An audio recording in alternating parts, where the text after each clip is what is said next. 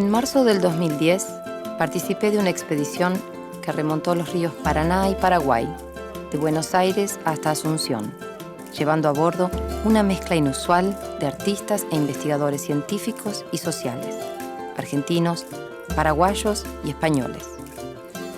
El recorrido llevó un mes, dedicado a estudiar una parte esencial de esta inmensa cuenca que nace en el Mato Grosso y desemboca en el Río de la Plata, reuniendo aguas desde la cordillera de los Andes hasta el Atlántico. Es el mayor humedal del planeta. Es vía de comunicación, fuente de agua potable, de energía y alimentos para más de 40 millones de personas. Es una vena fundamental de Sudamérica y está hoy en el umbral de una gran transformación. La expedición se llamó Paraná-Aranga y este es un diario de esa experiencia.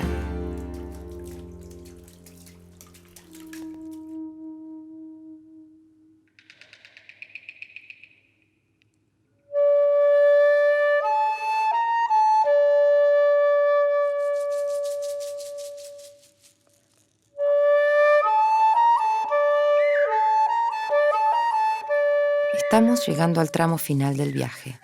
Al amanecer, remontando los meandros del río Paraguay, un extraño sonido nos despierta. La tripulación nos dice que son monos aulladores. Escrutamos la selva, pero no vemos nada. Esperamos con anticipación la llegada al río Bermejo.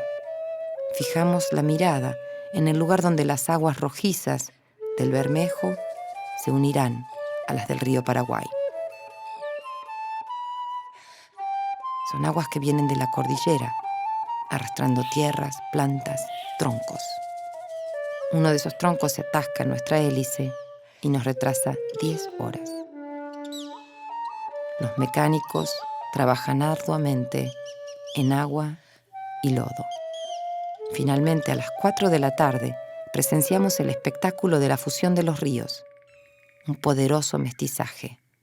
Barro y agua y barro que darán su color distintivo al Paraná.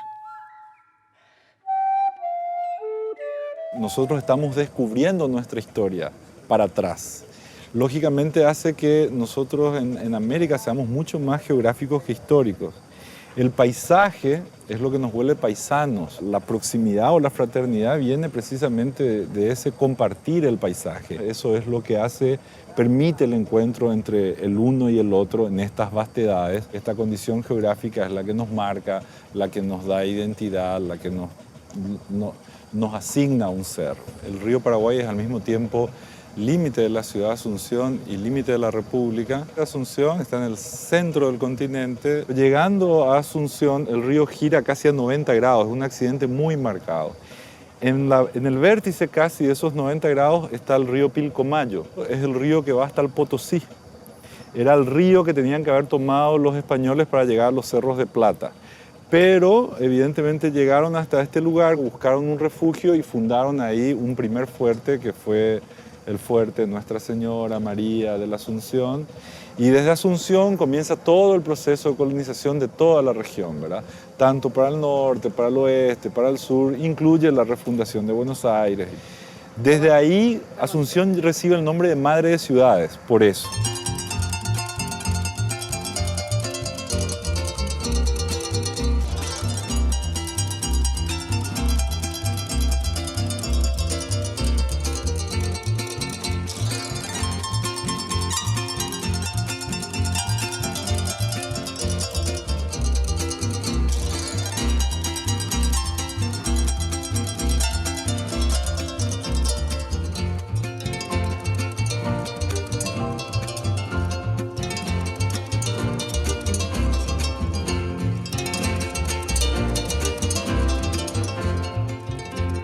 Asunción nace en 1537, muy llena de cauces, con un terreno con cárcavas bastante difícil, y las siete colinas y muchísimos arroyos, todos desembocando al río Paraguay. Con mucha previsión, los españoles no trazaron la ciudad como lo decían las leyes de Indias.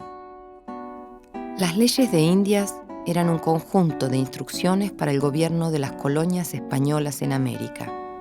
Entre muchas otras cosas, se establecía que los asentamientos debían concentrar en una plaza central el poder político y religioso, y que la ciudad debía seguir un trazado de grilla o reticulado perpendicular al río.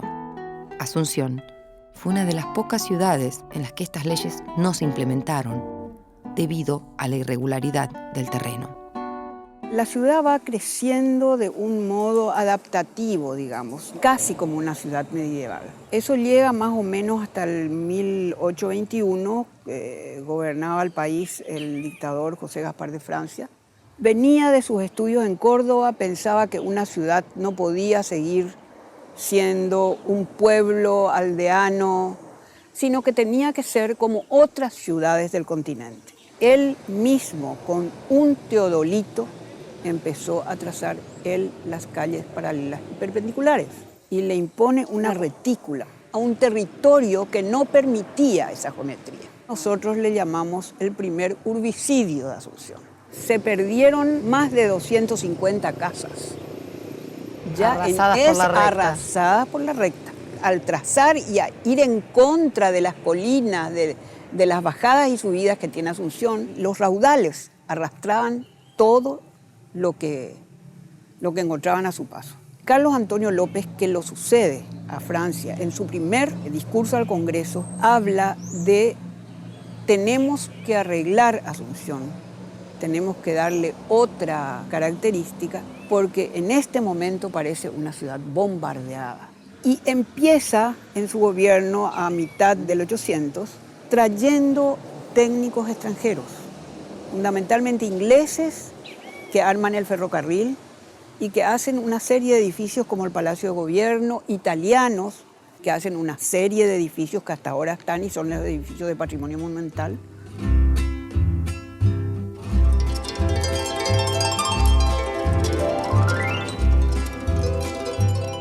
Hay un barrio que escapó a la recta, a esa obsesión de control de Gaspar Francia. Es San Jerónimo, un barrio popular, colorido, con una rica identidad e historia. Estamos en la Loma San Jerónimo, un lugar muy próximo al centro de Asunción, pero desconocido para casi todos sus habitantes. Es un sitio característico, peculiar, que promueve el acercamiento entre vecinos, las calles son estrechas, casi pasarelas de comunicación. Tal vez es lo más parecido al trazado urbano que tenía Asunción hasta 1821, cuando fue reformado urbanísticamente por el dictador José Gaspar Rodríguez de Francia. Antiguamente era uno de los sitios prominentes que eran aprovechados para la defensa de la ciudad. En este mismo lugar estaba la última batería que defendió Asunción cuando la ocupación militar brasileña, que se iniciara el 1 de enero de 1869. Posteriormente al hecho, estos lugares casi inaccesibles se convirtieron en lugar de asentamiento de personas que venían a la ciudad y que, como en todos los procesos urbanísticos, era rechazada por la ciudad. Dicen que la Loma San Jerónimo era un barrio fiestero, que las fiestas acá empezaban a las 9 de la mañana y terminaban a la madrugada y convocaban a una población bastante heterogénea. Es probable que esa heterogeneidad hiciera un barrio un tanto anárquico, urbanísticamente hablando. En este momento la ciudad está absolutamente desequilibrada. ¿En qué sentido está desequilibrada? Que empezaron a crecer nuevas centralidades y se va vaciando el centro. Esto ocurre a partir de las represas de Itaipú y Yacyretá. Hay mucha plata en el país. Empiezan a aparecer los barrios con casas suntuosas, con todos modelos extranjeros. Y el centro se va vaciando. Todavía es un centro administrativo y gubernamental. La fragmentación social que hay es enorme y eso se testimonia en los espacios urbanos. Absolutamente. Nosotros tenemos uno de los niveles más bajos como ciudad de espacios verdes de apropiación colectiva. Si uno está en un edificio alto de Asunción y uno mira Asunción, Asunción es verde total, pero ese verde no es de apropiación colectiva, no es de intercambio de información, no es de apropiarse de los espacios, no es compartir ciertas cosas. Toda la gente con un cierto nivel económico ha armado sus propias plazas y sus propios clubes dentro de su propia casa. Ahí se va escindiendo más el tejido social.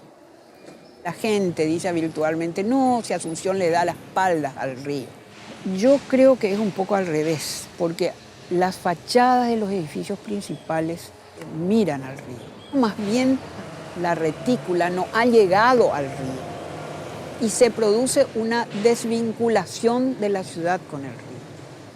Se desvincula más aún cuando ese terreno, esa costa, está ocupada por población de escasos recursos. El modo de apropiación de los espacios y el modo de convivencia y de identificación es absolutamente otro que la ciudad formal. Y es muy interesante. Sería muy interesante realmente reflexionar sobre la relación de Asunción y el río. Una ciudad que está rodeada por agua, pero que históricamente le dio la espalda debido a la agresividad de ese medio, debido a las crecientes y bajantes constantes de ese curso de agua. Toda la ciudad se desarrolló en la parte alta. Entonces, todo el área de contacto real de la ciudad con el río fue ocupada por asentamientos informales. Eso generó un cinturón que impidió por muchos años que la población acceda directamente al río. Asunción en 1992 tenía 600.000 habitantes. En este momento tiene 512.000, o sea que está en franca involución. Pero tiene los problemas de una ciudad de 3 millones. Polución visual, polución atmosférica, polución hídrica. Todos los arroyos urbanos están contaminados, congestión del tráfico. Tiene muchos problemas de ciudades mucho mayores. Hoy día existen planes de recuperación del contacto de la ciudad con el río que se están llevando adelante. E inclusive hay proyectos de que la ciudad crezca al otro lado del río, a la zona de Chacoí. Se triplicaría aproximadamente la superficie de la ciudad del otro lado del río Paraguay. Eso permitiría que Asunción crezca más equitativamente, porque tendríamos tierra disponible a muy corta distancia del centro financiero y el centro histórico de la ciudad. Están previstas diferentes tipos de relación. Un puente, 2 puentes realmente, y después un sistema de balsas y un sistema de transporte. Hoy día, si uno recorre en una lancha desde Lambaré hasta el centro de Asunción, nos lleva 10 minutos, y si hacemos ese mismo trayecto en auto nos lleva 45 o 50 minutos. Entonces no es una utopía pensar en un sistema de transporte utilizando el río, que fue históricamente el medio de transporte para la ciudad.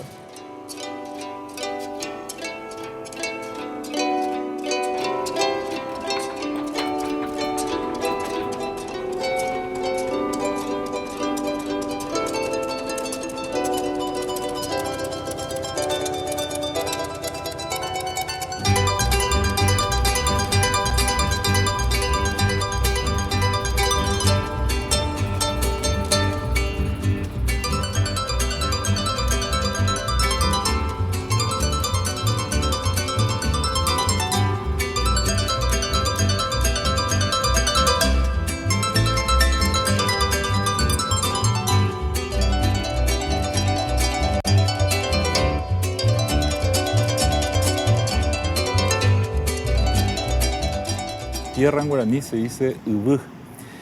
En la palabra ubú tenemos 2 componentes, que es agua, v, que es lo que está debajo. La tierra es lo que está debajo del agua. Ese estar debajo del agua hace que en realidad sean una síntesis, es el barro, la materia original desde la cual aparecemos, desde la cual nos convocamos y somos y aprendemos a hacer en el mundo. No podemos relacionarnos fuera de este vínculo que tenemos con la materia en la cual habitamos o a la cual pertenecemos. Somos un pueblo que hasta el color de nuestra piel es el color de la tierra. Aprendí de mi mamá, mi abuela de mi bisabuela y así, mi mamá y después yo. Torno yo no uso, todo a mano.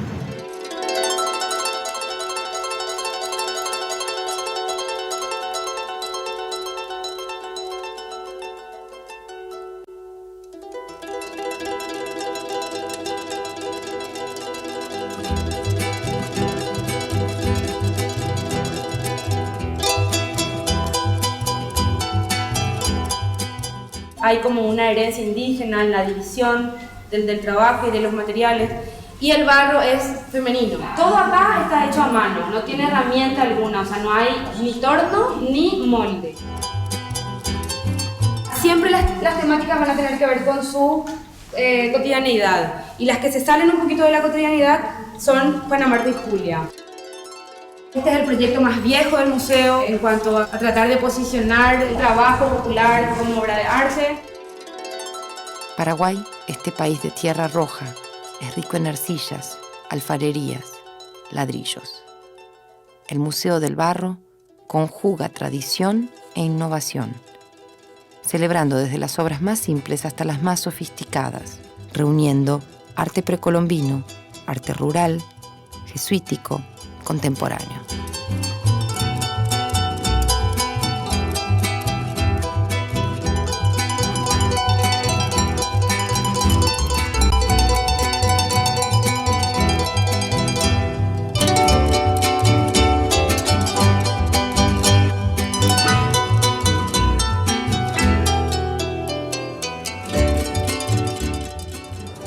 La relación de la sociedad paraguaya con el barro y con el ladrillo es histórica, empezando por los pueblos indígenas que tenían un desarrollo muy avanzado de la alfarería, y eso sumado al periodo de colonización donde se fueron desarrollando otras técnicas, sobre todo de construcción, basado en el adobe y basado en el barro y en la caña, que permitían erigir las paredes con mayor firmeza. El ladrillo es un material que hasta hoy se sigue usando y cada vez más dentro del sistema constructivo tradicional paraguayo. Es ideal para los climas húmedos y calurosos porque son materiales permeables, son materiales que respiran, que absorben agua y después vuelven a evaporar el agua. Entonces ahí se produce un proceso físico de enfriamiento por la evaporación del agua que absorbió en algún momento. Las viviendas indígenas lógicamente convocan primero a las estructuras vegetales que se enraizan en el suelo para poder comenzar a formar las viviendas colectivas, y luego con el paso del tiempo aparece la técnica de poder aunar la materia vegetal con el barro de manera a resistir con mayor pertinencia a las condiciones de la intemperie. Mediante el fuego, la materia queda mayormente cohesionada y se convierte en un material casi pétreo, con el cual todavía es fácil de poder hacerse un muro y poder prepararse una estructura para soportar un techo, propósito final de cualquier construcción. La obra arquitectónica de Solano Benítez es reconocida internacionalmente. Solano sabe alimentarse de lo que lo rodea, reconocer las tradiciones y los saberes milenarios. Su trabajo celebra esta herencia a la vez que la desafía, descubriendo nuevas posibilidades plásticas, estructurales y constructivas del ladrillo, elevándolo y proyectándolo hacia el futuro. Hay que entender que el ladrillo es un material que tiene miles de años de aplicación. Incluso las proyecciones de la NASA para imaginar cómo serían las nuevas sedes posibles en Marte, imaginan precisamente capturar pedazos de tierra, hacer ladrillo y con eso poder establecer las bases. Ahora, cuando uno se enfrenta a una técnica que tiene tantos años de hacer bien, es muy difícil incorporar procesos innovativos. Nosotros hemos hecho aparecer un abanico de oportunidades para nuestra cultura y para toda la gente y para todo el mundo.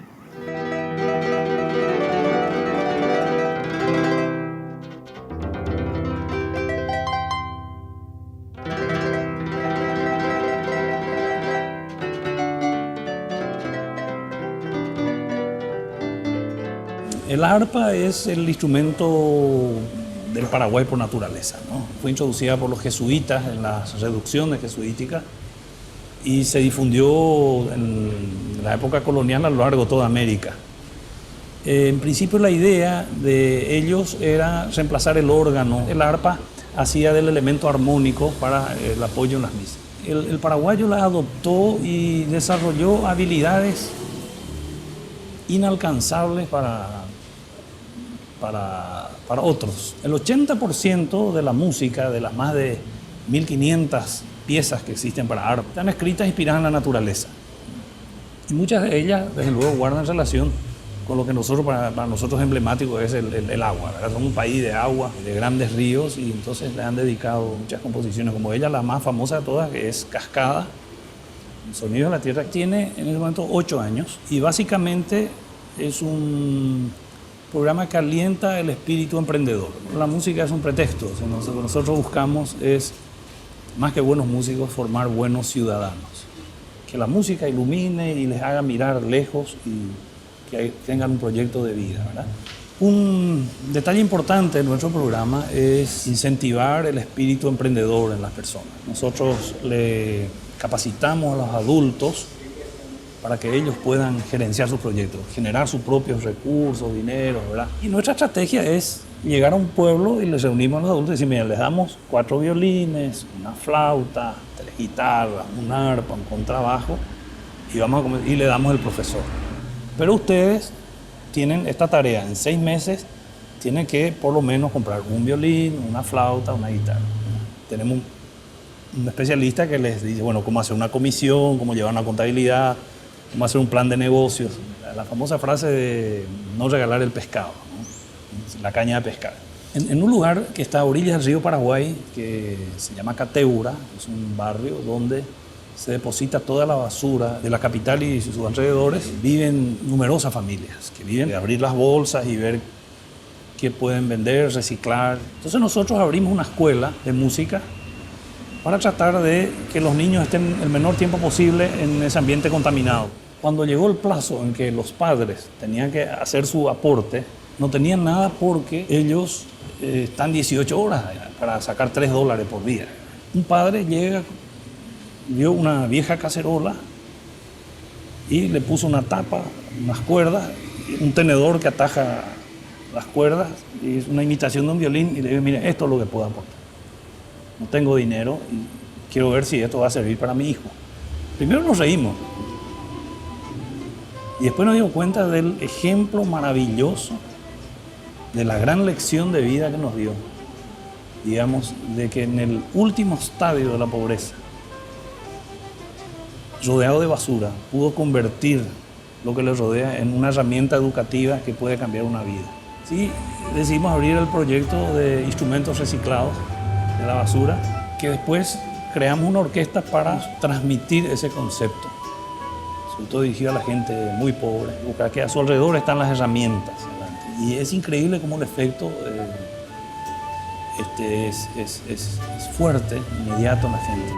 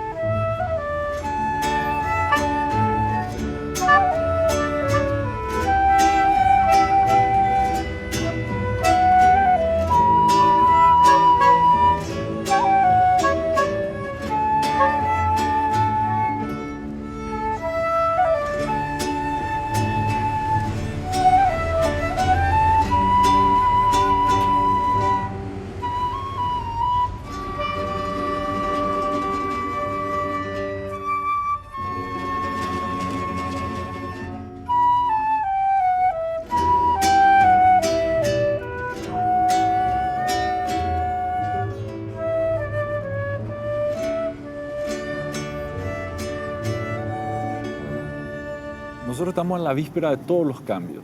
Según anuncio de Naciones Unidas, el 31 de octubre alcanzamos la cifra de 7.000 millones de habitantes en el mundo. Y según las estadísticas, en los próximos 30 a 50 años nos vamos a duplicar.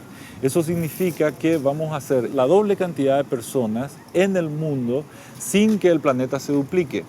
Lo mejor que hemos hecho como sociedad hasta hoy ha generado el tipo de ciudades en las cuales hoy habitamos, donde más del 60% de las personas vive bajo condiciones difíciles y donde más del 30% de las personas vive bajo condiciones miserables.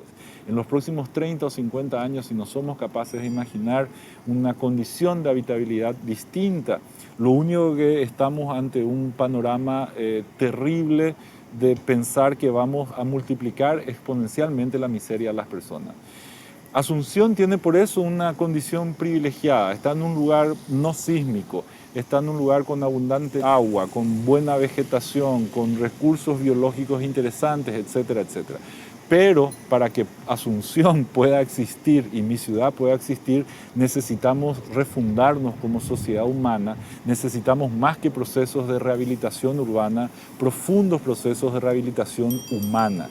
Y en ese sentido es que habitar en un lugar donde existen 21 naciones indígenas, en un lugar tan pequeño, 21 naciones indígenas, al mismo tiempo son 21 oportunidades de imaginar el mundo de manera diferente y desde ahí poder convocar un tiempo nuevo. Llegamos al final del viaje. Ha sido un mes de compartir, discutir, aprender. Nos vamos con cámaras llenas de imágenes, cuadernos abarrotados de notas, dibujos, inquietudes, experiencias que se irán transformando en documentales, ensayos, poemas, investigaciones, canciones, muestras fotográficas y plásticas. Quizás esa ambición de la expedición, del diálogo, del viaje colectivo y multidisciplinario no haya sido tan utópica. Quizás en estas relaciones, en estos proyectos incipientes, esté la semilla de un vínculo histórico redescubierto, la renovación de un corredor cultural regional.